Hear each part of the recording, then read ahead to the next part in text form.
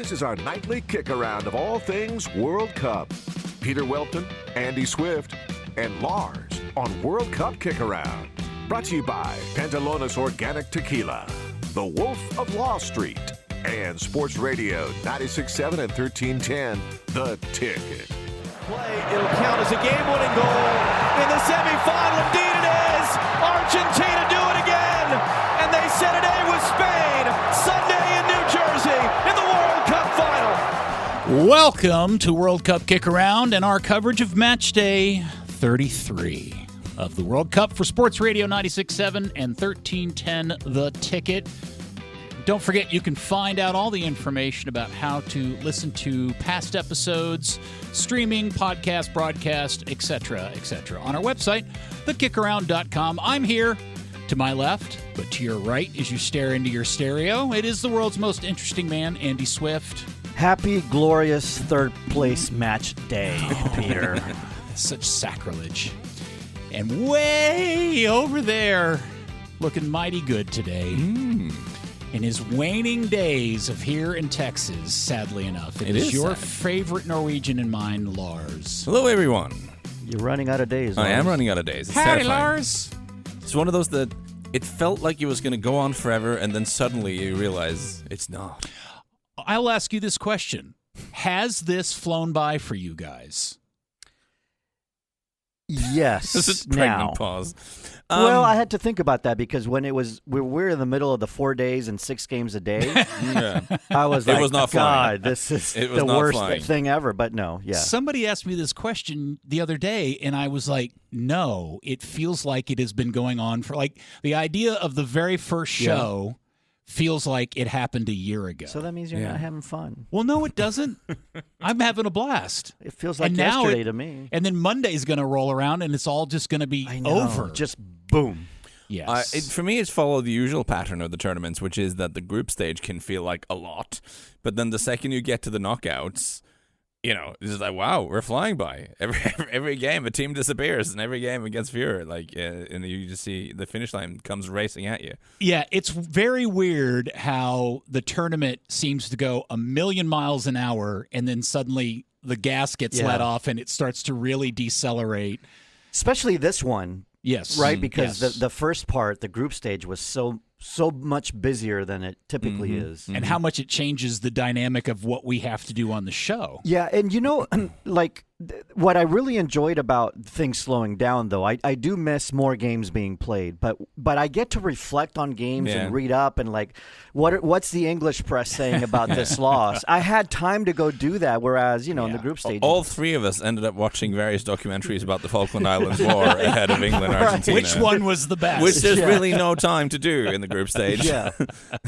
That's a fair comment. Yeah. Yes. Who was right in the Falklands War? An entire segment coming up before the end of today's show. All right. I mean, the U.S. stayed stuff. neutral in that one, so historically. Quick, Peter, yeah. what's the capital of the Falklands? Port Stanley Oh, slash see, there you go. Stanley. Yeah, Speak depending on what country. Depending on Yeah, which country. okay, It's either nice. Stanley or Yeah. Port Stanley. See? Yes. You've grown. The assault You've on grown Goose Green, geographically. was it a good idea or not? You know, We have so much to get into. Obviously, at 2 o'clock today, the dreaded third place consolation game is going to kick off in dreaded Miami Heat between England and France. We'll talk about that. We'll do a little preview of the final tomorrow in New Jersey and some of the stuff going on there.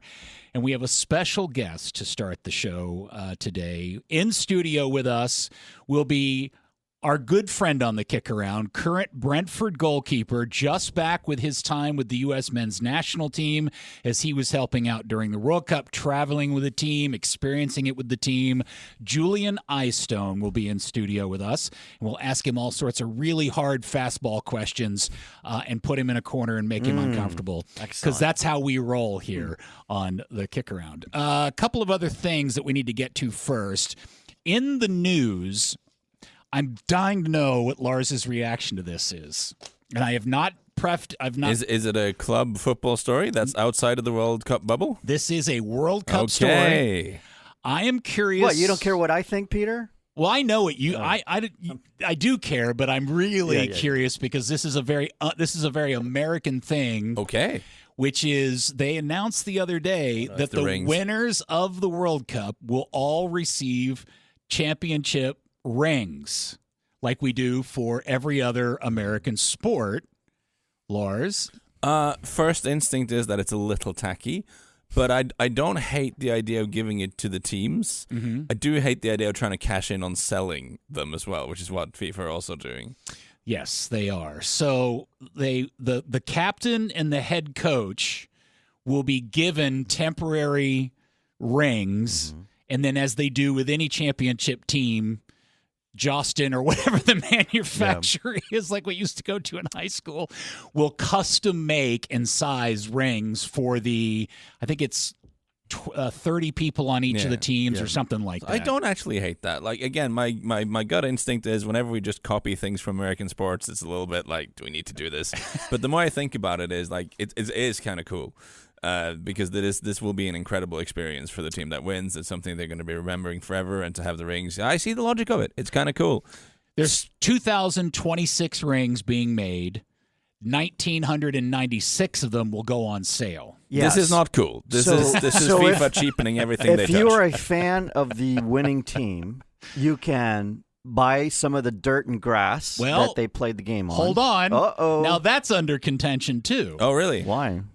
Because the state of New Jersey paid for the grass. And FIFA is now selling it. It's not FIFA's grass to sell. At least that's the contention. So does Jersey want to sell it? I who knows? But so you can buy the grass and then you can buy the ring. This is colonialism, you know? You're selling someone else's grass. This is terrible. Here's the thing. There's a local indoor place called Crossbar here in town, and they did the coolest thing a couple of months ago in one of their open nights, like on Monday Night Men's League. They started awarding the champions championship rings. Okay. For an indoor beer league thing, and like plastic rings? No, they're fake gold, and they look like stereotypical Super Bowl rings, but they're all adorned with Crossbar logos, and they're way too big for anybody's finger. They're ridiculous. They're all very novelty and silly, but every single piece of social media I saw from the teams that won it, they were ecstatic because when you play beer league, all you get is a T-shirt. We all have 1,000 T-shirts. Well, you win trophies all the time. Some of us. I'm on a baller. Yeah, I have. Yeah, no, I was going to make fun of that too, but then I have like actual golf trophies on the shelf from having played like. Oh, I have fantasy baseball trophies on my shelf. There's something nice about it. We'll ask Julian about this as well, get his insight. But this week, Pochettino was interviewed about him sticking around with the national team, and he said that he would be making his decision next week. Andy, does Poch stay or go? Is it up to him? Well, they've offered him a contract, yeah. He says they've given me a contract to consider. We're looking at it. And we'll make a decision next week. If we only had somebody in studio that had a little bit of insight into all I want to know what your insight is. I don't know. I really don't know. Lars? My gut instinct is that he goes, to be honest, but it would be a positive surprise if he stayed. My guess is that he stays, but somewhere right around the Gold Cup next year, he just goes, I'm out of here. He'll get a better offer.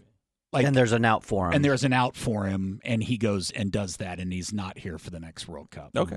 But we will ask Julian that question. Yeah, that's a fun question for him to answer. Here in a little bit. And before we go, there is already controversy about the next World Cup between two of the hosts. It's a very silly tournament, the next one.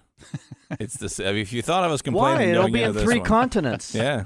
6 countries. Yeah, why not have why not have the World Cup? It's the World Cup. Morocco and Spain are already bickering about who's going to be awarded the final. I thought that was Portugal and Spain. No, well, Portuguese are just sitting this one out. Like, we're not winning that Morocco, Portugal, and Spain are all 3, but it is Spain and Morocco who are bickering over who's going to get the final. I did not know this. Did you know Morocco is building a $12 billion 1,500 seat stadium outside of Casablanca? 1,500,000 seat stadium. 1,500,000. I'm like Peyton Yeager all of a sudden. What?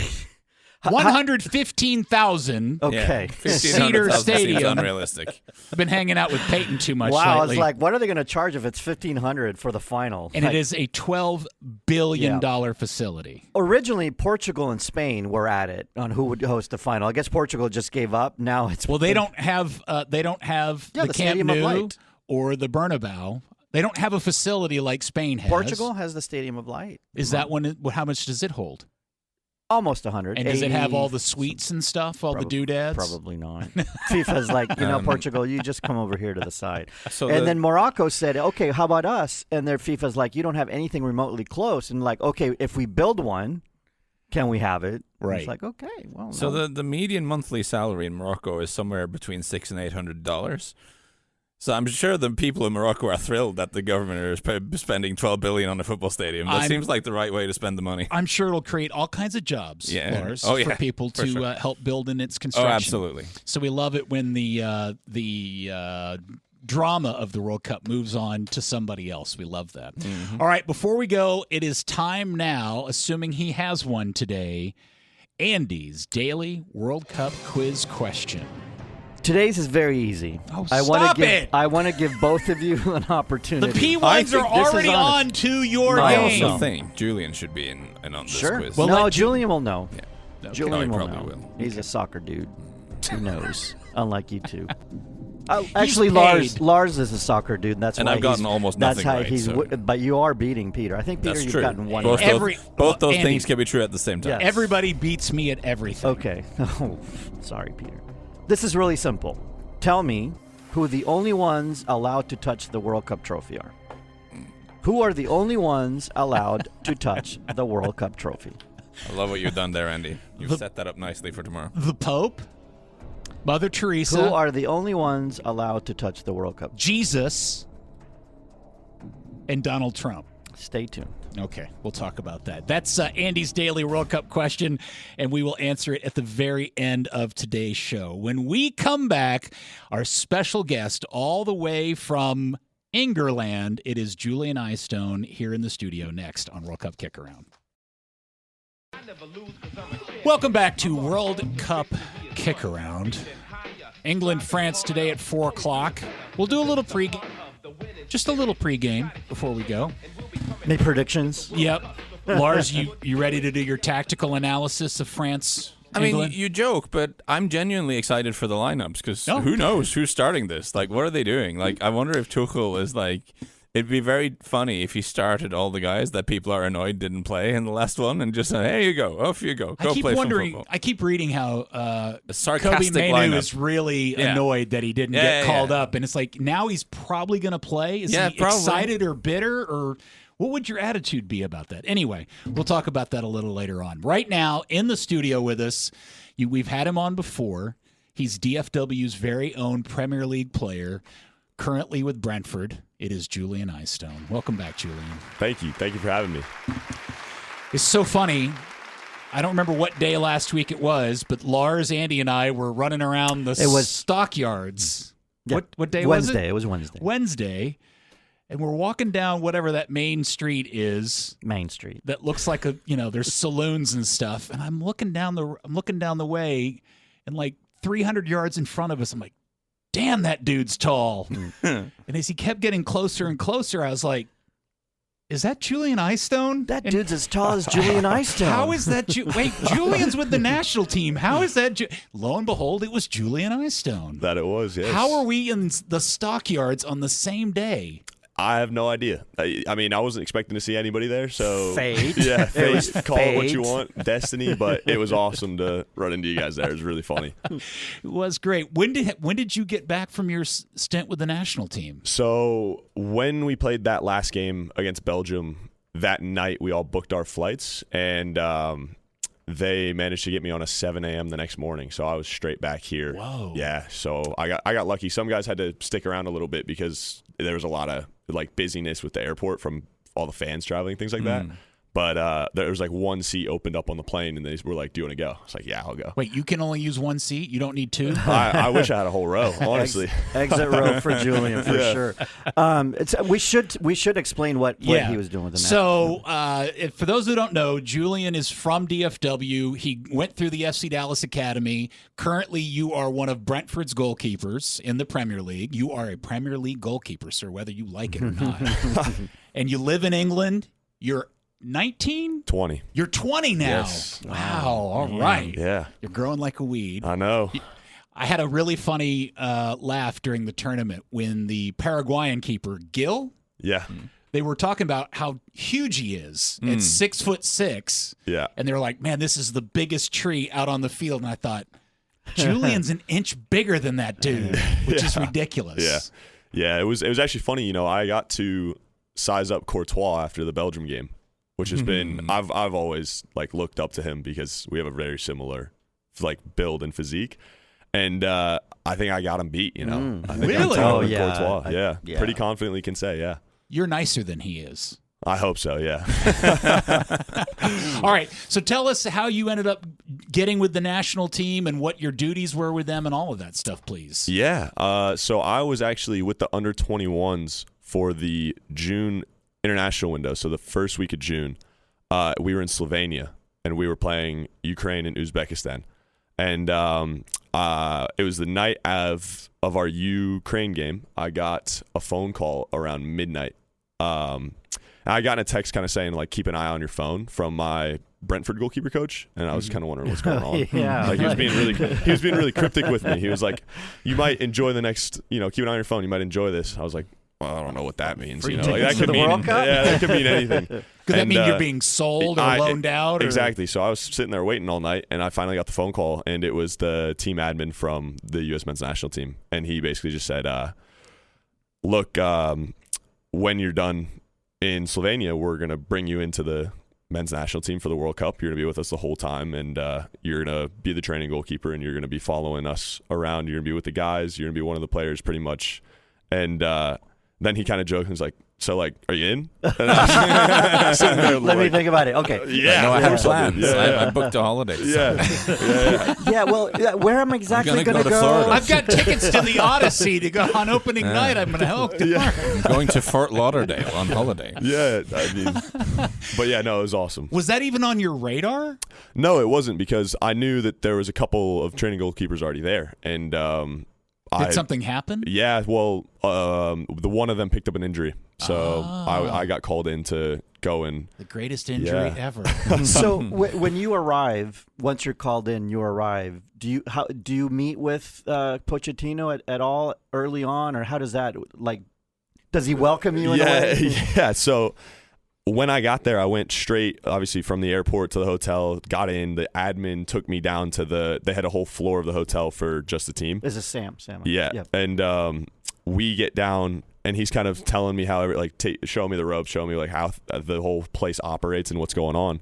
And then he was just like, oh, here, come in. And I walk into this room, and it was like a movie scene. I walked in, and it was like an office with a balcony overlooking the beach. And start playing? On the balcony is Mauricio and his whole staff sitting out in the sun, like having coffee, talking. And I was just standing there, like, what's like? I'm Julian. Yeah, exactly. And Hi, no, Mr. but Pochettino. yeah, I didn't know what to say, but he was great.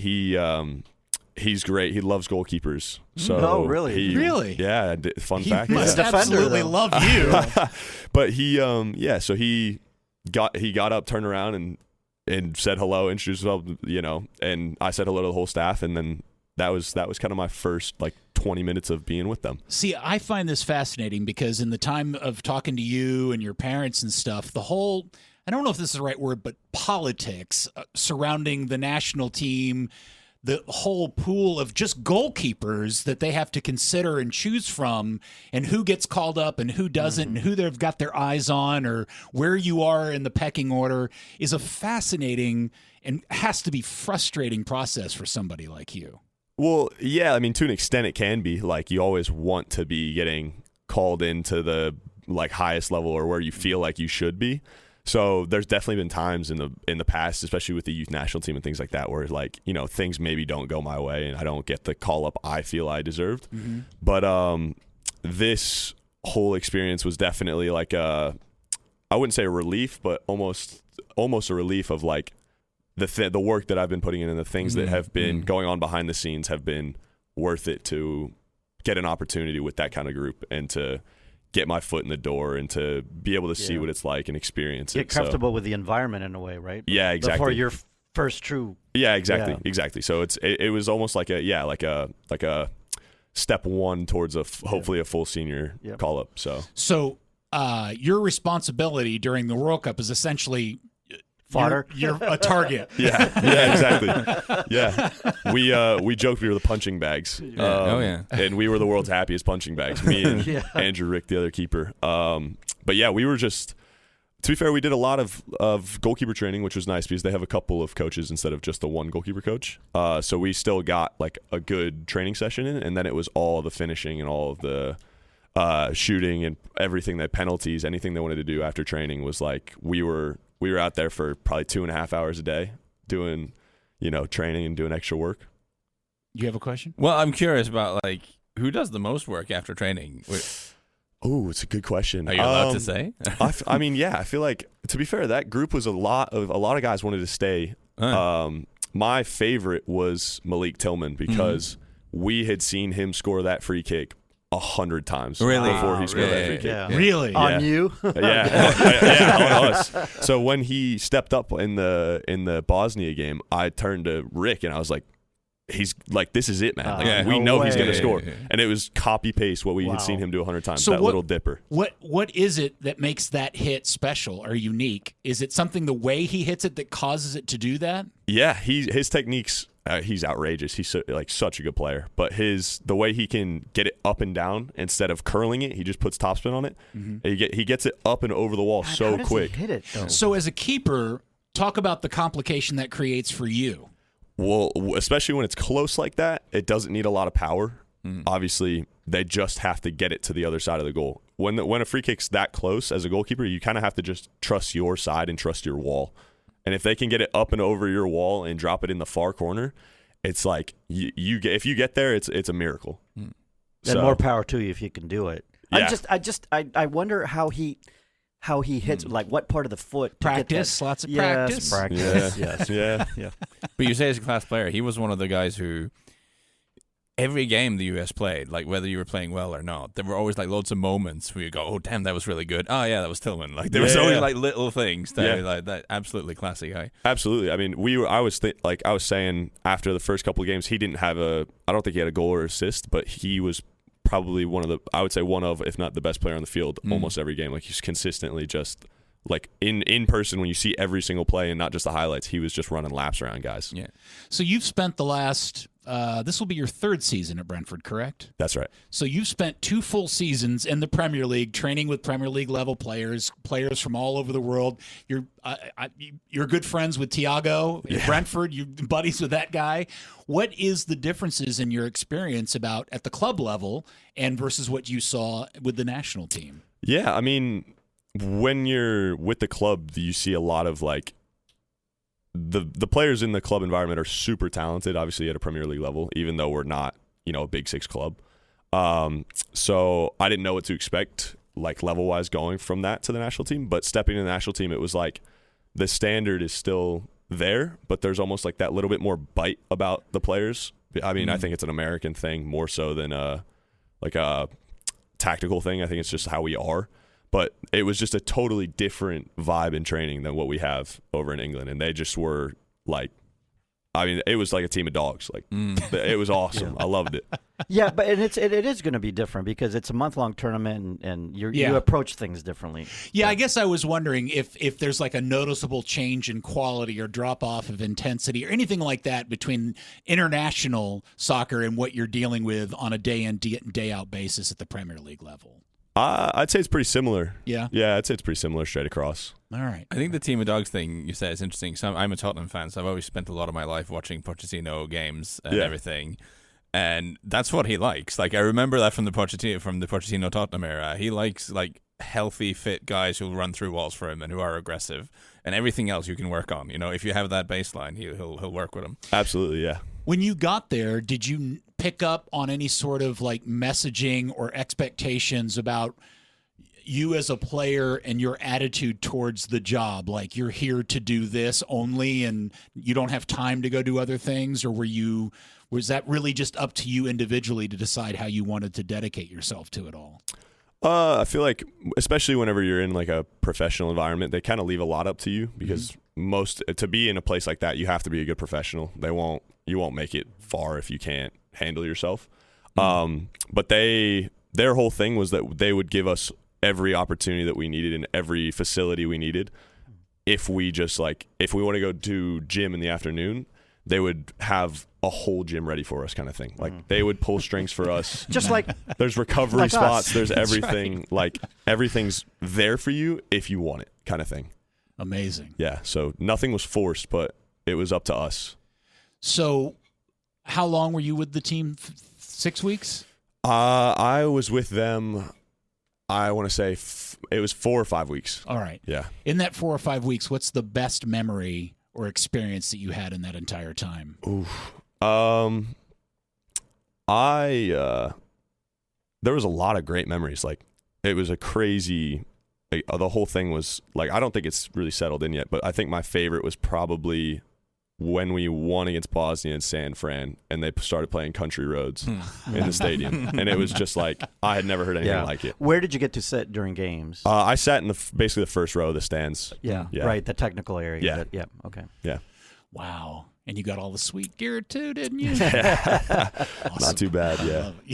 Yeah, Awesome. it's fascinating stuff. Julian Eyestone, goalkeeper at Brentford, spending time with the U.S. men's national team. We'll take a break. We'll come back. We'll learn more about your time at Brentford, what's going to happen with you this season, and a little more about the national team next on World Cup Kick-Around. All right, welcome back to World Cup Kick-Around. We'll get into our previewing of the third-place game. We'll put it off as long as we can. France and England. We got lineups, but we can wait. Oh, okay. We'll talk about lineups later. Excuse me. Because in the studio is our good friend Julian Eyestone, who came up through the FC Dallas Academy. Dallas Cup alum. Dallas Cup alum. Yeah. From Frisco, actually originally down by the lake. Lakewood area. That's right. And then Frisco. And then you went to Duke for a year? 6 months, yeah. One semester. One semester. You Yep. balled out there. And then you signed a big deal with Brentford, and you are now the Brentford goalkeeper. That's right.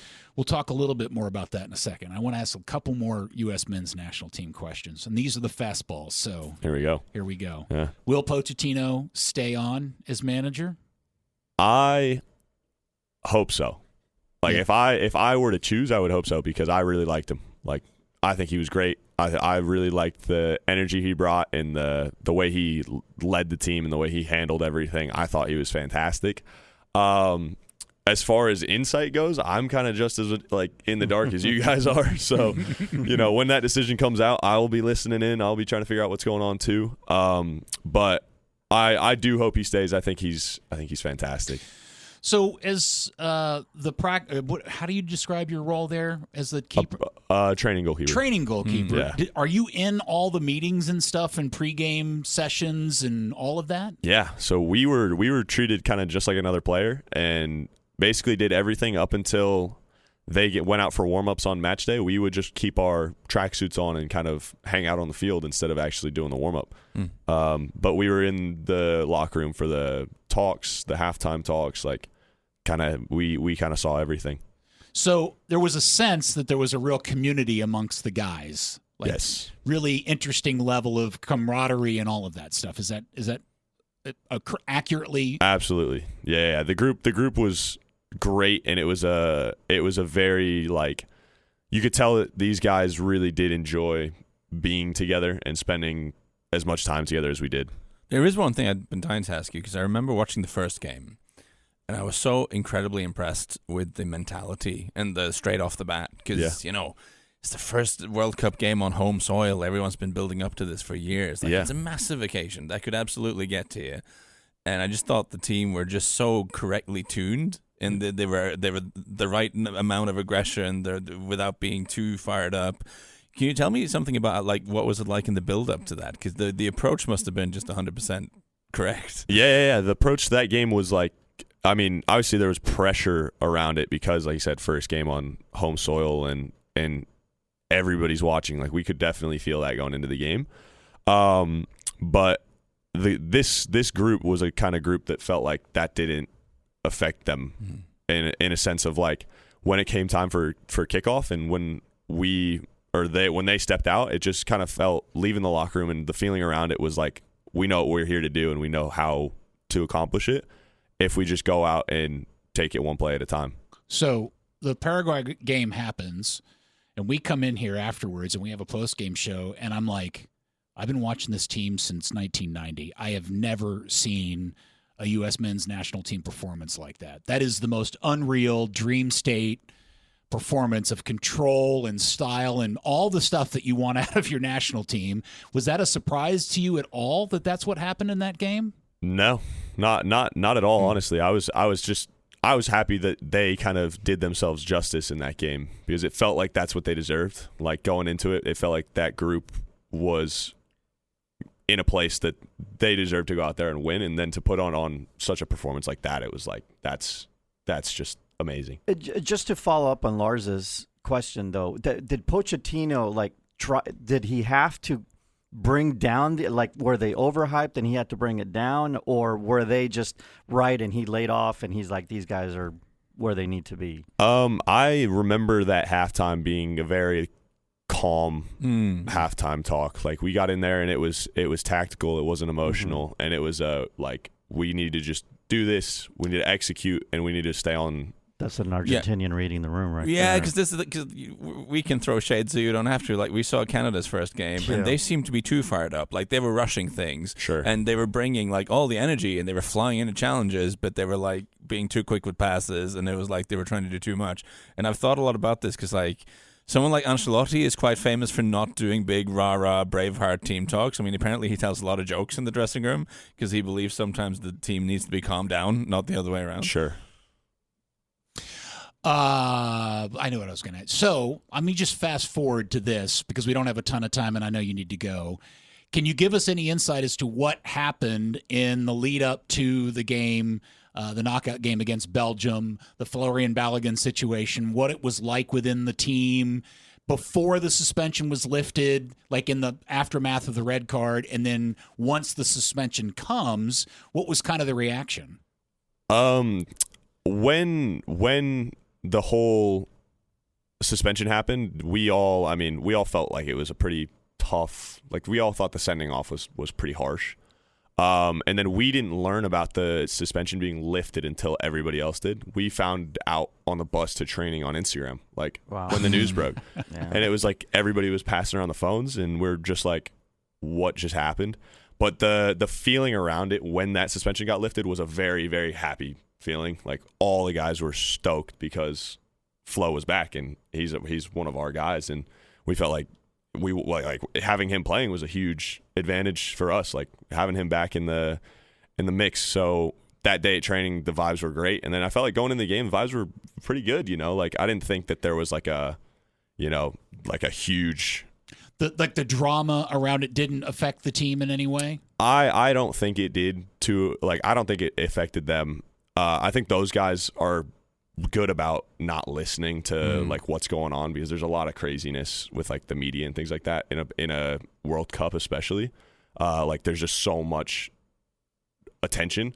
I think that most of the guys that are playing are probably not on any social media or anything paying any attention to it. So I feel like if anybody was seeing all that's going on, it was the training goalie. So I was like, I was the one who was probably like reading into it the most. But yeah, it didn't feel like the group was really diving into it too deep. So I'm going to ask you the hard question. What the hell happened in the game? If I had to say what happened in the game, being around soccer as long as I've been around soccer, it was just not our day. That was like the easiest way that I could put it. Like I've played in games like that before where the approach is right, the day goes well, like everything going into the game feels good. And then you get on the grass and it feels like something just can't, like it just won't turn for you. And even like when we equalized, it was like almost felt like we were just going to get hit again, and it was a couple minutes later like we did, and it kind of took all the wind out of our sails. And then I think that it just felt like it just wasn't going to happen for us. Curious, how old is Ricardo Pepi? You're 20, right? I think he's 22, so 23? You never were. I mean, maybe? You were at the academy, the Yeah. FC Dallas Academy, at the same time, but Yeah. never really on the same team, right? No. So you were never able to develop a relationship with Ricardo. No, we spoke about it a lot though at camp. You did, 23. yeah, and that's what I'm curious about. If you guys bonded over that, Yeah, little a bit. lot. He was actually one of the guys that I talked to the most, and he was a great guy. When we kind of pieced it together that we were in the academy, like close enough that we had a lot of people that we knew, we started talking about that, and it was just funny to think like I probably missed him by maybe 6 months when I stepped into the first team and he left the first team. Like maybe that overlap was like that short, like it was right there. Yeah. I want to go back to the Australia game because obviously Pulisic gets hurt and he's not available for that game, and Pochettino institutes a different system. He puts 2 strikers up top. What was some of the talk and discussion about that planning going into that game, including Pepi and playing the system differently that day? There was a lot of preparation that went into it. Like they did a lot more. I think that they dove into the tactical side of it more in training, just because it was a different system. Mm-hmm. But the feeling around the whole camp and the whole group was that like no matter who it was, we were going to go perform. Like that was just how we felt. So when obviously Christian got hurt and we had to switch it up, it was still it was like we didn't kind of waver at all.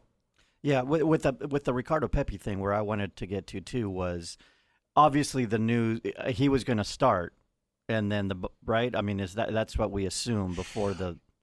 Yeah, for the Belgium game, I think we were all working under the premise that Pepi was going to be the replacement. Oh, right. Yeah. And I felt out of that whole thing, I said it on the air. I'm like, man, I feel terrible for Ricardo because he's probably thinking he's getting ready to start a round of 16 game, and suddenly now he's not.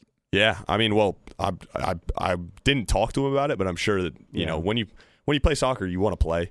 Yeah. Everybody does. So I'm sure you're human. Yeah, right? exactly. Yeah. I'm sure like when the whole thing went down, he was probably a little disappointed, but yeah, I never talked to him about it. So who was your favorite keeper out of the entire tournament? Oh, the whole. Yeah. Like, who do you think had the best tournament so far? Because we still got a couple from of a keeper's Yeah. perspective. From your perspective, yeah. Like, man, I want to play like that. Or I hope I have a performance like that. That's a great question. Vizina, right? You're gonna Yeah. If I could be like 40 million Instagram followers, not too bad. No, I would say. I'm going to buy you some time here. It's a tough question. Yeah. When you said it, like I don't have an answer. Because immediately. I started to think too, and I'm like, man, I don't know if there's a standout. I think Gil from Paraguay had an amazing tournament. Yeah. He really stood out, and I mean, I wouldn't be surprised if he ends up finding a good deal somewhere. I always liked Courtois. Yeah. He was always like a guy. I mean, I'm not talking on like a personal basis kind of thing, but just as a player and just on a thing of like, I see him and I see kind of myself. So he was kind of the guy who I was watching the closest the whole tournament. That's actually a really good. I've always wanted to ask a keeper this. So Courtois comes up injured in that game. Yeah. And he's talking about having I can do everything you need me to do except goal kicks. And then the manager subs him out, and then the incident happens. Yeah. So how would you play that, or how do you feel for him in that moment? I do feel bad for both the goalkeepers, because coming into a game like that is not easy for Lamens, but also for Courtois. Like I don't know what his injury was, but I tore my quad kicking at the end of last season, and it was a very similar thing. Like I played through a whole game where it was like I can't kick the ball. But I can do everything else. Like I got it, but I can't kick it more than like 30 yards without it being like horrible. I can't kick it 30 yards. And and so like I totally understand him going down and having to get taken off, because that is, and especially the way that he was playing with Belgium, he was kicking it long almost every time. So it was like the whole game plan would have had to switch around him.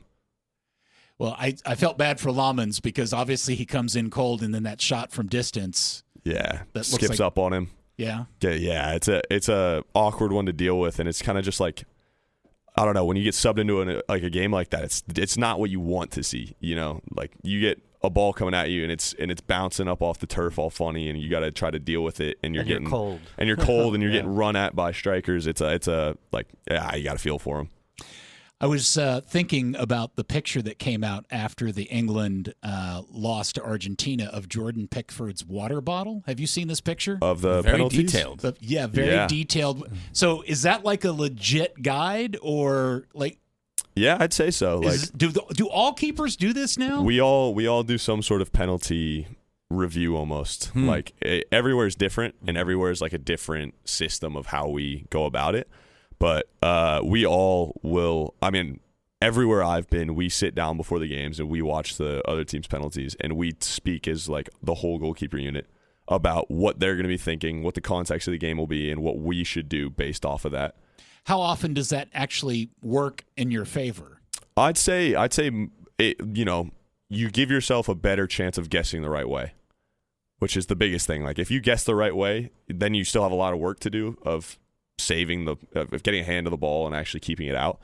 But that part is the hardest part of the battle, is actually getting to go the right way. Because if you go the wrong way, I mean, part of it is the guy hitting the ball also is thinking, these guys they now think I do this. Yeah, and that's exactly. half the battle, right? So we take that, like we'll sit there and we'll be like, what's he going to be thinking? What, like if it's at this moment in the game and the pressure's on, and like if we're leading, if they're leading, if it's tied, if it's late, if it's early, like we go through it and we have a full-on discussion. Right. Yeah, I thought that was cool about the Pickford one. One of them even said like fake left and go right. Yeah, it was like really detailed. It wasn't just Yeah. like right, left, right. yeah. And then he left it out there, and the Argentines found it. Oh my God. Yeah. We're speaking with Julian Eyestone, a former FC Dallas Academy player, now is with Brentford, was with the U.S. men's national team. Okay, you're in your third season with Brentford. You've been on the senior team last season. Are you going to be with them this Premier League season, or is something else going to happen for you? I personally, I feel I'm ready to go on loan and get games, and the club agrees, and so we're kind of, that's kind of where I stand and where the idea is. But I think either way, if I stay another season, there's so much to gain. Like I've gained so much from this last year, and I can keep growing in the club. Or if they end up, sending me out on loan, going and playing games somewhere will be also huge, So when you talk about a loan in your situation, are you likely to go to just a lower English division club, or are you likely to go to a different country completely? I would love to do either. A big part of my thing is that I want to learn a foreign language. That's like a personal thing. Like I really want to be able to speak multiple languages, because it's so, there's Duolingo for that. Yeah, but when you're fully immersed in things like that, like that's something I've always wanted, and I know it'll help me a lot down the line with my career. Yeah, living somewhere is like it's not Duolingo. It's that's how you actually learn a language. I think about Tanner Tessman getting sold from Dallas and moving and playing professional soccer in the second division in Italy, living in Venice of all things, and what that lifestyle must have been like for a 20-year-old kid. Right. So, you can just go to Italy. Right? Exactly. So I'm really pretty indifferent if I go to a lower English team or if I end up in a different country completely. Like there's so much to make out of both, and they both kind of I think it's exciting that I could do either of those. Could go play games somewhere in England and become more familiar with that country, because I've obviously got kind of a lot of time there, or go somewhere and just completely experience something new. Like I've always enjoyed a lot. Like that's something I really like. Oh, you're doing okay. You, man. Good on you. You're 20 and you're living in London by yourself at a professional Premier League club. Yeah. You've achieved a lot already, my friend. Thank you. Yeah, we're really, really proud of you. Thank you. All right. Well, Julian Eyestone, thank you for taking time out of your time before. When do you go back to England? This upcoming Friday. And where do you have to meet them somewhere? No, they'll be back from their tour. They'll be back in London. So all right. Not a lot of time off for you this summer. Maybe about 3 weeks total. This is the lifestyle, it's incredible. But well worth it. So, well, I would like to see you battle for that second spot, or maybe kick Kelleher to the curb or something. Yeah, I mean, it's exciting. He's starting a new season, so we'll see. Who's the other keeper? His name's Hakon Valdimarsson, Icelandic. Oh, he's a fellow Scandinavian. Scandinavian, Lars. Lars. Lars could probably give you a little insight into how to get into his head. Honestly, nobody knows what goes on inside the Icelanders' heads. They're very strange, and I think they would Ooh, a acknowledge little this. Scandinavian No, fodder not there. necessarily in a negative way. Listen, this was in the Viking age. That this is where all the people who were outcasts. Yes, They in all the went up Viking to age, Iceland. So like, the Icelanders were the weird ones. Yes. We just sailed our tall ships and discovered America while they fished for cod. Julian, thank you so much, man. Thank you for having me. Yeah, guys. Yeah. we're watching, we're rooting for Dude, you and all keep that up stuff. whatever you're Yeah. doing, man, because you. really, no, seriously, both from the stuff that happens on the field, but off of it, man, just keep it up. Thank you. Yep. You're repping all of us, so we're kind of counting on you, kid. I'll try my best. All right, very good. Julian Eyestone, keep an eye out for him. Get it? Eyestone, eye out. Anyway. very good, Peter. Brentford or wherever he lands. Okay. Thanks so much to him. We'll take a break. When we come back, we got to preview it. France, England next on World Cup Kick Around. Time and all that implies. This is Sports Radio 96.7 and 1310, The Tick. Well, that was a ton of fun. Dude, what a well-spoken, articulate remarkable. 20-year-old. I keep telling I need to tell his dad that he and his wife need to write a book on parenting or something because between Julian and his sister, who The is astrophysicist. she's an crazy, and she's she could play pro volleyball probably if she wanted to, but she's also an astrophysicist. I don't know what they did in the water over at the Eyestone house, but I'm trying to remember what I sounded like speaking in complete sentences when I was 20. It wasn't like that. no, that's for sure. he's crazy. Yeah. I mean, he's 20, Yes. living in London, playing for a Premier League team. And it wasn't that long ago. He was hustling around Stonebriar Mall up in Frisco. How amazing is that? Yeah. It's so cool, and it's great. Sport's awesome. And it's fun to have somebody close to the show that's playing at that level, yeah. and the insight that we get from him, and just asking him the questions. 3-4 years ago, he was playing in the Dallas Cup. I mean, yes. just to show you like how crazy this is. Yes, I'll never forget the first time Buzz Carrick told me about this kid playing with the U12s who was easily a foot taller than everybody else. Yeah, I remember Buzz told you, so that was one Dallas Cup. Then you told me, which was the next. So then I went out to, watch him play. You always see all these photos, and Buzz was like, yeah, but here's the deal. It's not like the baby deer kind of, Unbalanced and uncoordinated. Yeah. He's like a freak athlete for a kid that size. He's the size of a small house. He really is. Yeah, it is tremendous. So, Or, I mean, he lives in London normally, so he's just the size of a normal house, I would say, in the local context. yeah. Hey, So if we keep talking, go ahead. I was going to say, if anybody out there is like, oh, I love this, I'm really into it, I need to find a team. Brentford's not a bad one to pick up on. The P1. The club itself is great, but now you got a local The second he tie. makes his Brentford debut, I think they're the official kick-around club. Yeah, Oh, it would think have to that's- be. yeah, 100%. forever. I mean, I would love for him to go get a starting gig in a loan or something, Yeah. but I am just delirious about the day he actually gets a start for Brentford in a cup game or, God forbid, a league game. And once Liverpool gets sold to a nation state, I'm going to be looking for him. Might as well be Should send him to Brentford. Norway. Yeah. Send him to my people. Hey. This is a good place to develop. He'd feel like home there, Yes. wouldn't he? Hey, if we just keep talking about this, we don't have to talk about the third place game. Let's just keep what else? So we have lineups though, which maybe that France, England, 4 o'clock. Maybe you'll start to feel the juice, Andy Swift. Okay, let's start with England. I guess that's the most interesting thing. They are sitting Jordan Pickford. Dean Henderson is getting a start and Okay. go. Joel Kwanzaa, no longer banned, is starting at right back. Ezri Konsa and Mark Gahey is centre half. Jed Spence continues his reign of terror at left back. Declan Rice is starting somehow. Why? The half-injured, clearly extremely tired Declan Rice is starting. Okay, before you move on, if you're Arsenal, are you peed? Probably. I don't understand this decision at all. Is this like I they think need to win third place? it's also just Henderson breaking his arm, man. Like Henderson would be the backup, and he's they don't have depth there. That's the one thing. Elliot Anderson is there on the bench, maybe, but the reason is I think the rest of the midfield is Rice is starting.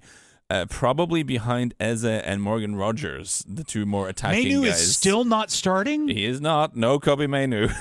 So it's Rice probably behind Eze and Morgan Rogers with Saka on one flank. Saka, also half injured, is starting. Marcus Rashford gets a start, which I think we were all expecting. And up front, Ivan Toney is starting. So it's just, he was only there for the special yes, squad. Sad times for Ollie Watkins, I guess, who does not start. And I am slightly puzzled by this. This is a slightly strange lineup, but that's where we're at. Dixon is in my ear telling me Kobe Mainu is hurt. Oh, okay. And he's out injured, and that's why he's not starting. That would make sense. Which then makes me wonder, is Ollie Watkins hurt? No, he's on the bench at least. Now that Dixon points it out, I see is Mainu not even in the 18? I see no Mainu on the bench here, so that would explain that. Yeah, I wonder if his feelings are hurt, and that's why he's not playing. He's feeling the great sadness. The French team, let me just go through it. There's a couple of interesting things. Mike Maignan continues in goal. Malo Gusto of Chelsea, which I do believe means bad taste, as he continues at right back. Is that the guy that you had no idea was actually French? Malo Gusto. Yeah, Malo Gusto. He does look a little bit South American in his, but Malo Gusto, yeah. Ibu Konate and Lacroix starts at centre half. Theo Hernandez at left back, so no more Luca Digne. Theo Hernandez is a kind of a fun left back. Warren Zaire-Emery starts in midfield. A little bit of surprise that he didn't get more minutes. Rabiot is up and running in midfield. Michael Olisa starts, Desiree Dua starts, but Ryan Cherki gets a start at number 10. Okay. And that makes me, just as a soccer-loving guy, makes me a little bit more excited about because watching Ryan Cherki play football is never a bad time. Kylian Mbappe does start up. Does start. So this is Deschamps' last game as France manager, and he's well-liked, well-respected. I think the guys want to win this game for him, he'll perhaps. do a Bus Part 2? No, special someday? This is not the crisis that this team had to go through. The crisis this team had to go through was the egg they laid against Spain and how that happened. Yeah. But I am looking forward to it. Listen, whatever else you say about this game, 90 minutes of Ryan Cherki trying to play through balls to Mbappe with Elisa floating around. Like, this should be good. This should be good soccer. And a half-injured Declan Rice trying to stop them. Typically, these games are relatively high-scoring. Yeah. Because, it's like, I don't know, like an all-star game, right? They're a little less focus on defense. And would you like a weather report? Hot and humid, other than hot and humid. Penultimate run out of the app. Oh, no. Currently, it is 91, 58% humidity. Lars, let me put that into your language. The wet bulb situation is not good. It's 33 Celsius. Yeah, okay, but with humidity, yeah. It's 58, a dew point of 74, and yes, the wet bulb temp is 79 degrees, which is bad. Dangerous. We're in dangerous territory. This is going to be... Why are they playing this in Miami? That's a really good question. Why Miami got the... FIFA is headquartered in Miami, and they just wanted more things in Miami. Yeah, putting themselves and their prestige ahead of player welfare, as always. This is FIFA doing FIFA things. I'm looking at past scores in the third place game. Last year 2-1, 2-0, 3-0, 3-2, 3-1, 3-2, 2-1. Because we're going to have to predict. So the interesting thing is, this high scoring trend on the one hand, but heat and not very motivated players on the other. Well, okay, but here's the deal: the Golden Boot is still dangling out there. Mbappe starting and Kane is not starting. Okay, but they both can at least surpass Messi before Messi plays tomorrow. It is still a thing dangling out there. Yeah, Kane is too. And I thought for sure. I'm so mad because I came across some stats about the history of the Golden Boot and how many Golden Boot winners were players that played in the third place game. There's been quite a few. And actually, there's 7, I think, who actually won the Golden Boot despite not playing in the championship final, but the third place game. Yep. And I thought for sure that was going to be the quiz question today. I thought I was all prepared for that. Yeah. But I knew you'd be prepared, so it was spy versus spy versus spy. Damn it. I saw that stat too. I found it interesting. The thing too about Mbappe is that he's one behind Messi for the all-time. They do somehow goals. count. Not the current tournament, but the actual overall one. He's tied with Messi for the Golden Boot in this World Cup, but he's one behind the all-time. So. Can I also say, we're all making fun of this game, but you know who's launched? You started it. You know who's launched an I probably did. Who has launched an impassioned defense of the third place game? It's your man Davor Šuker, the Croatian goal scorer. but it goes. Go ahead. And I can read. I've got his quotes ahead of me, which I think is worth things. He says, "Some have so many trophies and are so rich that this match means nothing to them. My message to them is to be quiet, to respect all 211 participants, and to understand that the world doesn't belong only to them. The world also belongs to the medium-sized nations, the small ones, and those who simply enjoy football. This match can be very important. After 1998 and the game against the Netherlands, we fought for third place, and today I can speak about it with pride. Whoever wins third place, I assure you that in 20 years, when they are older, they will certainly remember that bronze medal. That's why in this whole story, Coach Tuchel is not important. He is talking nonsense. Yeah. So, that's what we were saying, right? That if for those countries that maybe getting to the semis was unexpected, it was a deep run relative to the expectations of that national team. Like Morocco last year, I think they won, but they played Croatia, who was also trying to win that third place match. But in this case, it's France, England, two teams that expected to be in the final. It may be a little different. Maybe, not as important, but who knows? I'm glad he made the point anyway. Yeah. I mean, it was beautifully stated. It's valid. I definitely think this game is like a hospital waiting room. Like, no one there is happy to be there, and they all just kind of want to get out of there. That's probably the vibe we're gonna have. But here's the question, Lars: if Norway had gotten to the semifinal, that would have lost been a big and been deal. into the third place, it'd be a big game to you. Would right? have been a big deal for us. Yeah, for sure, 100%. For the same reason. Exactly. For the same reason that Andy just stated. Yes. Yeah. Remember when Brazil lost 7-1 to Germany, then they played. They lost 3-0 to Holland in that game. That's a case where you don't care about that game. And we might see. I mean, this would have been a fun thing to ask Julian about if I'd have thought of it. Like, these guys are competitors. Like, everyone who gets to this level at any sport have really, really strong competitive instincts. So they might go into this game like yesterday and last night and this morning and go through warm-up thinking, I could be on a yacht. But I feel like the second you're out there and the referee blows his whistle and you're coming up against other top pros, I think like the competition You're instinct, in a World Cup game. I think 100%. so. And I think there's a lot of guys on this field, on both teams, maybe more so for England, but also on the French team, who feel like they should have had more minutes. I definitely think Ryan Cherky is someone who will back himself to play a little bit more and want to show people what they were missing. Mbappe is hunting the golden boot. Maybe I'm talking myself into this because I'm going to be watching it after, but there could be some juice in this. Yeah. Okay, predictions. I don't. Do I have to go first? No, you don't have to. I can go first. Or Lars can go first. I'm gonna go 3-1 France. I'm going 2-0 France. I'll go 3-2 France. In regulation? Yeah, it doesn't matter. Is it hope or expectation what we're doing here, Andy? Are we hoping Hope. this is going to be a fun game, hope. or do we actually believe it? I don't know. Is there an unspoken agreement that we're going to end this game one way or the other in 90 minutes? Oh, yeah, that would make sense if they're like, let's There's been one added time. Third place game. Imagine in the heat in Miami. 1986. They're like, oh no. When did they start playing a consolation game? In 34, but they've been doing it all this time. Yeah, 1950 they didn't have it because of the group stage game in the second phase. But yeah, they've been having it since. Dixon has 2-1 France. Yeah. He just 2-1 sent France. it over. Okay. Yeah.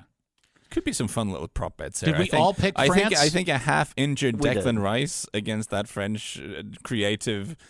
Declan Rice to get booked, I think, is that's a possible little prop bet. Why is here. Declan Rice playing in this game? Very Just strange. play Mainu in that spot. I know it's not really a great spot for him. Manu is now injured. Oh, I think. you know what? Oh, that's right. But Yeah, even he's- Elliot Anderson, is. I'm thinking of the heat and humidity now.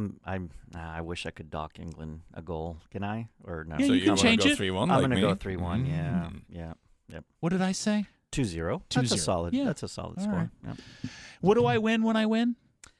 When you win What what? are the current standings? Have you told Dignity. anybody what the current standings Respect. are? The of current your fellow standings man. haven't changed. It's still Dixon slightly ahead of Lars. The cheating time traveler of Michael Yes. Dixon? not a Because cheating. Listen, none of he us got the deserves credit. semis right. We all blew the semis, so there were 0 Oh. points gained in the semifinal Oh, round. I see. Yeah. Okay.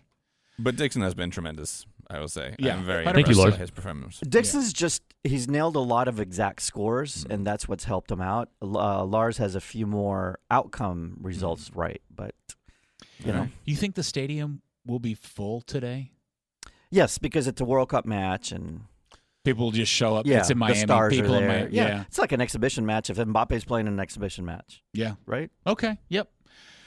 All right. Very good. Well, that game kicks off at 4:00 on Fox. Enjoy it, everybody. When we come back, we'll do a tiny little just over preview of Spain and Argentina next on World Cup Kick-Around. We still have Andy's World Cup quiz question to answer, and we'll do that before the end of the show today. Just so everybody knows, he's declared this one easy, everybody. Lars has it. Lars has already figured it. He knows what it is. I think you have it too. Yeah. I don't even remember what it is. Who can touch the trophy? Oh, that's right. Yeah. See, you're Jesus. That's what I said. Playing it off. Yep.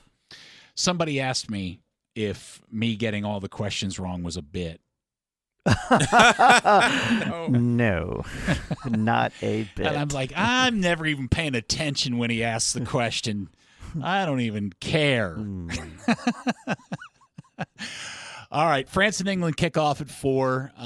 We'll keep you posted if we hear anything new about that. Tomorrow at 2 o'clock, lots happening here with World Cup Kick-Around. We're going to be doing a 2-hour preview. It'll start at noon.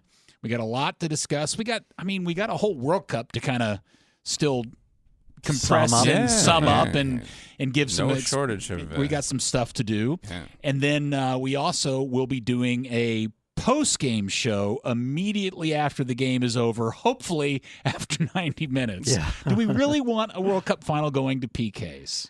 No, well, the last one did, right? Yeah. And that was considered, I think, that'll be hard to top that match. I think that was a really the good best game. World Cup final ever, right? I think it'll be. I want it to be fun. I want it to be a game where we get drama and excitement. I worry that we can get a. We'll have drama. Yeah.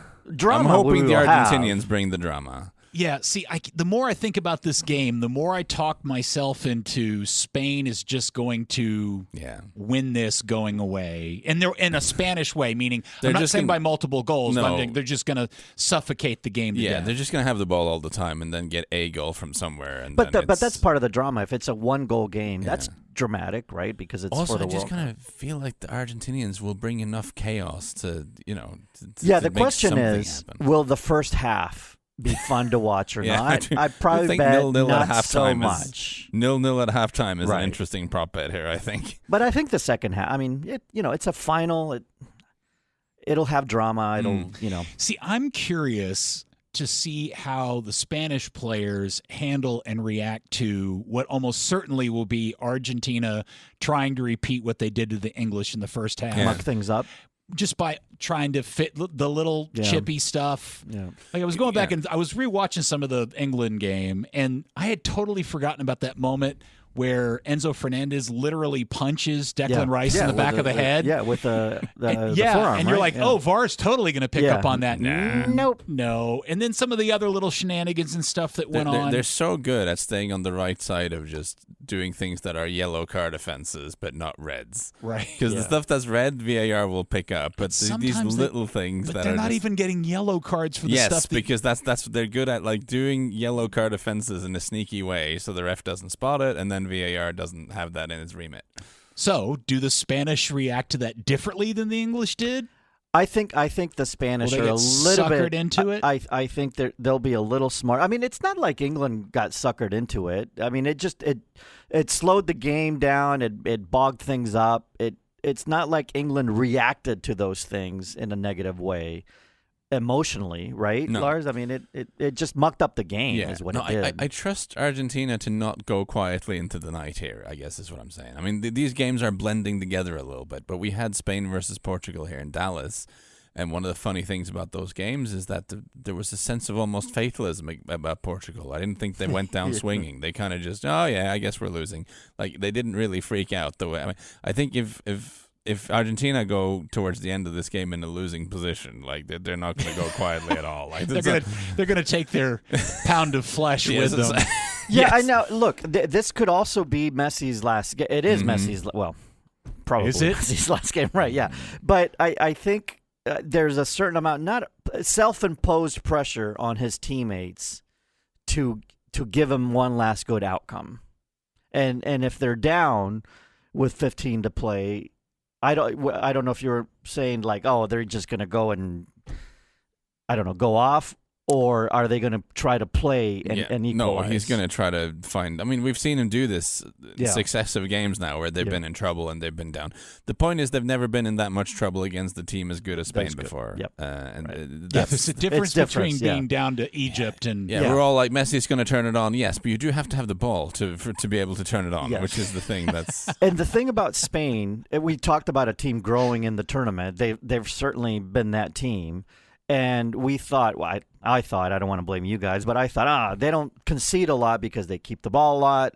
Their defense is good. Mm-hmm. And Rodri's playing so good now. Mm-hmm. And so I think, to your point, this is a different 1-0 scoreline you have to overcome for Argentina if it's against Spain that you have to do it. I think the fascinating tactical question is whether or not he starts DePaul in the midfield and gets that extra additional midfielder, or if he puts Simeone up top to try to have somebody, a release valve to move forward with the ball. And I think that's going to be an interesting thing we see when we get the lineups tomorrow. After the last game, he did say he felt bad for not starting DePaul, but he said he felt he had to do that tactically. But he felt bad for him. Yeah. Whatever that means. It is, I think, in its own weird way, it is a fascinating It is, for sure. I guess my question is, if we had gotten France, England as a final, would we be as intrigued? Yeah. I think we would be a lot more, France is going to win this, right, than this. I think we all think Spain's going to win this, or I don't know, we haven't made our predictions, but I think we're all going to say Spain. Yeah, I think all the hours and hours of radio we've done this summer, I just kind of double back at what I was thinking about Spain before the tournament, which is that more than any other team, they look like a club side in the way they understand each other and the way they have a collective mental image of how they should play. And keeping the ball is not just being good at passing, it's also helping each other out and creating passing lanes and all this sort of stuff that they do so well.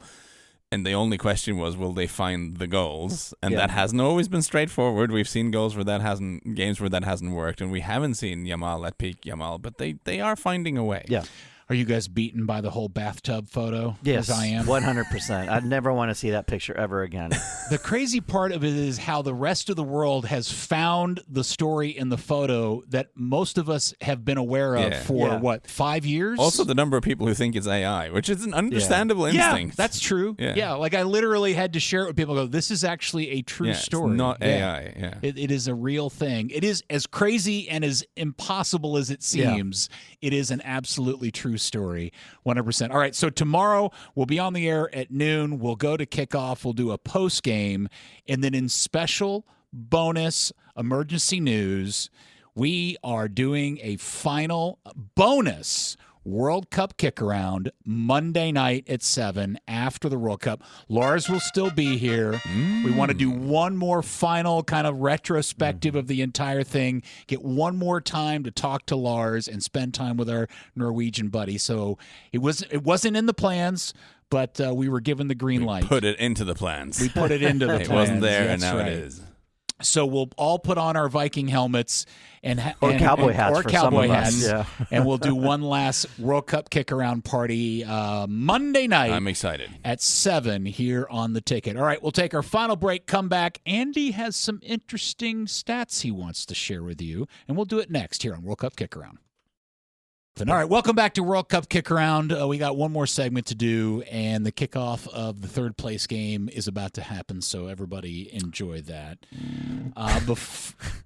It's the third place game. Sure. I'm underselling it? No. Okay. Yeah. Battle for third, man. I don't want to overhype it. No. But a medal's on the line. Before we go, Andy ran down the hallway, grabbed me by the throat, shoved me up against the wall. Every time I bring something up, this is just we should talk about this. normal ad break behavior here. You always Andy's like, Peter, we have to talk about this. You always make it sound like, because you're very demanding. Yeah. I mean, you're right all the time, but So, as we previewed this World Cup, a couple of things that we kept talking about as things to look out for was the amount of travel some teams. Because it was played over 3 countries, huge geographic area that the tournament covered. So travel might have been an issue for some teams, we thought. And then weather, a lot of talk about the weather. And some games were going to be played indoors, but some outdoors and in the middle of the summer. But what I did was I went back after the teams, or after we got to the quarterfinal stage, I did some research. And I started to figure out how much teams actually traveled, and by that I took what their distances were from their home base camp, to the matches and back, all the way through the round of 16. all the way through the round of 32. I wanted to see how it affected teams getting to the round of 32. So, and then I did the same thing for weather. I figured out what their base camp weather was. And I didn't just use temperature. I used feels like temperature because that factors in humidity as well. And I did that through the round of 32 to see how it affected advancement to the round of 16. So what I found with travel was that of the 21 teams that traveled 3,000 miles or more during the group stage, that's 4,800 kilometers, Lars, only three advanced to the round of 16. So of those 21 teams, only 3, which is lower than the percentage of teams that advanced to the round of 16. And of the 14 teams that traveled less than 1,500 miles during the group stage, 7 advanced to the round of 16, like half of them. So, and then for the quarterfinals, only 2 teams that finished in the top half of most traveled teams got to the quarterfinals, whereas the other 6 that made it to the quarterfinals were all from the bottom half of the most traveled teams. Okay. It was England and Norway, and they happened to play each other, the 2 teams that traveled the most. So travel definitely played a factor. I don't know if it was a huge factor, but 12 of the 24 lowest traveled teams advanced to the round of 16. That's 50%. That's a lot compared to only 4 of the top 24 higher travel teams. Were there any of the bigger dogs in or any of the bigger teams in that group of guys who didn't make it through? What do you mean? Because I guess I just wonder if many of the bigger nations, because they qualified early, had a higher pick of locations, so they were easier for them to manufacture, so they didn't have to travel so much. Yeah, that factor a little bit, but England and England had a choice, and they chose to travel a little bit more. Yeah. Weather was the more interesting factor for me, though. Okay, sorry to interrupt, but that's 1-0 to England. Declan Rice shot from outside the box. Did I say 3-2? I meant 3-2. Did I say 3-2? No, we might get a goal fest here after all. Yeah, I went back to 3-1. Carry on. So weather. So when it came to further advancement, clearly injured. the pattern is pretty clean. Advancement increased as the base camp environment became cooler. 12 teams that trained daily in temperatures that were 85 degrees or higher, 29 or higher. This feels like temperature.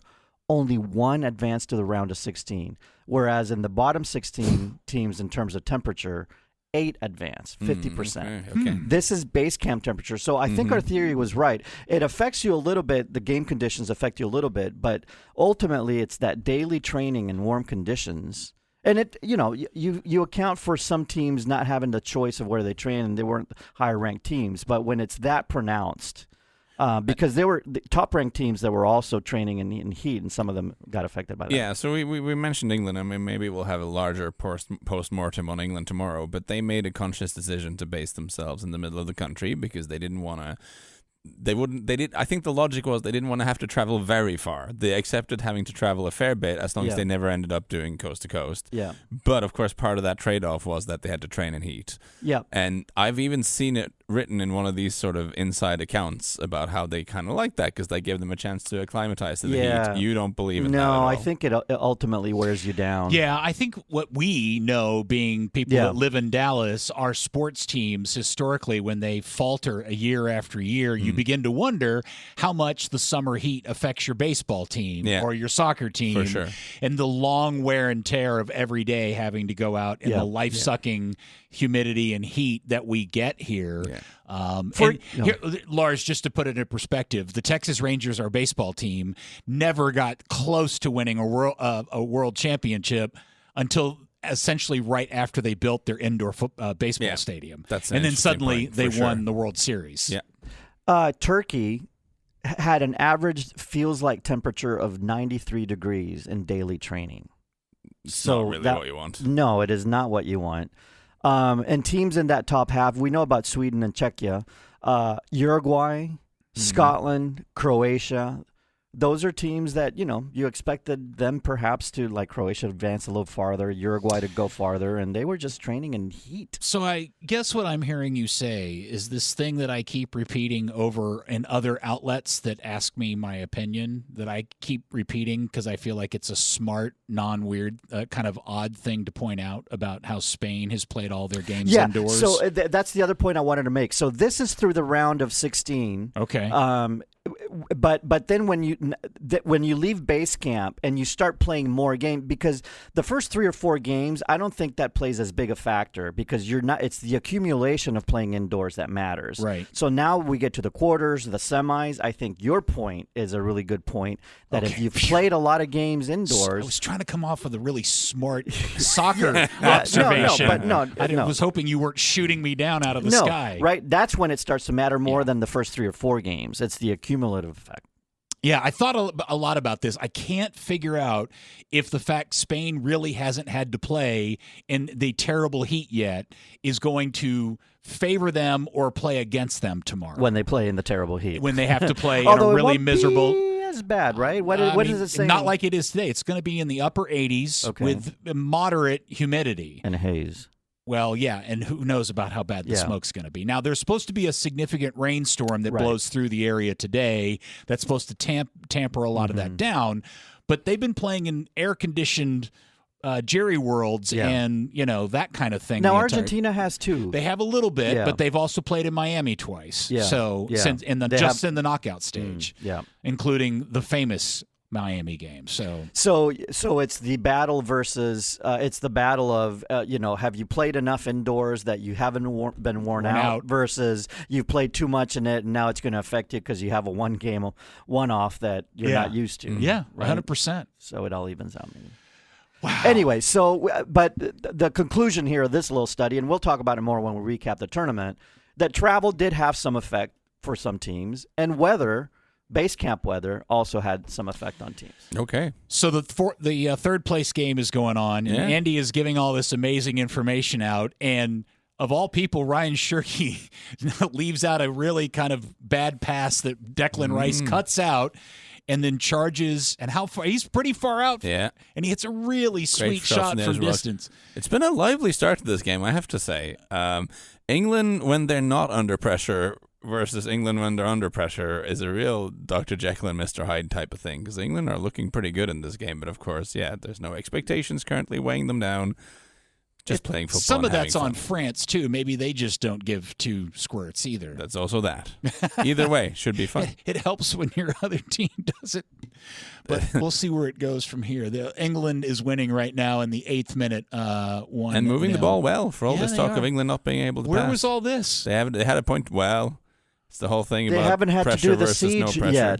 yet, Lars. Yeah, no, they've not back into the siege. Yeah, the siege is coming. But I can later. tell you, the number of jokes on social media about Tuchel putting on some defenders after Rice scored that goal is. So I am going to ask you this question. We'll talk more about it tomorrow. Mm-hmm. How much have you spent reading all of the post-game analysis, tactical breakdowns, and the debate going on whether or not I'm across the debate. What do you mean? I'm across the debate. I'm aware that it's happening. No, I'm asking how much time have you spent like and that was my answer. I'm aware it's happening. Okay. But you don't care about it? No, it's fine. We can have that seems like a good thing to do tomorrow. Okay. All right. Very good. Lars, shut me down. No, it's right towards the end of the show, man. Okay, we can't do 10 what he's minutes saying on is England he has now. a lot to say, and he would like to say it in a calm, cool, collected manner. Fair enough. Okay. It's time now for Andy's answer to his World Cup quiz question. Hey, you're the one saying we always go late. So, question for both of you. Who can touch the World Cup trophy? Who are the only ones that can touch the World Cup trophy?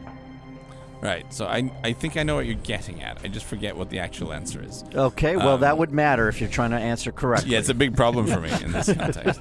I have a feeling...